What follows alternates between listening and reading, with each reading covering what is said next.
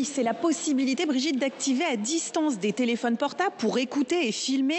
Alors, c'est dans le cas d'affaires très sérieuses, de crimes organisés ou d'affaires de terrorisme. Ça pourrait concerner une dizaine d'affaires par an, a voulu rassurer le garde des Sceaux. C'est le juge qui pourra décider de mettre en place ces dispositions dans un temps limité et elles ne pourront pas concerner certaines professions comme les journalistes, les magistrats et les parlementaires. Tout ça se sont présentés comme des garde-fous, mais ça ne rassure pas du côté de la NUPES. André Torigna, pour vous, vous êtes contre ce dispositif en tant que tel?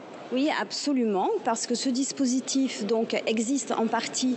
Il est possible aujourd'hui de géolocaliser des téléphones portables qui appartiennent à des individus suspects. Mais là, c'est une activation généralisée sur un champ très large pour toutes les peines d'au moins 5 ans et qui pourrait aussi être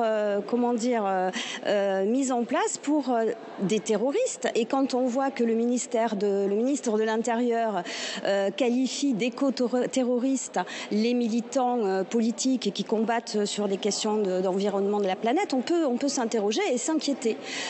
Donc ce système de surveillance généralisée ne nous satisfait pas. Nous le combattons comme le combattent le syndicat des avocats de France, le syndicat de la magistrature, la Ligue des droits de l'homme. Donc on est sur une question de liberté fondamentale qu'on rogne petit à petit et qui nous paraît vraiment donner un mauvais signal d'une dérive totalitaire. Petite question des téléphones portables, on en a tous un. En fait, ils disent que c'est le moyen le plus simple finalement pour des enquêtes. Est-ce qu'il ne faut pas juste s'adapter aux nouveautés technologiques? Nous pensons que le fait de s'adapter, si ça doit rogner sur les libertés fondamentales, nous ne sommes pas d'accord.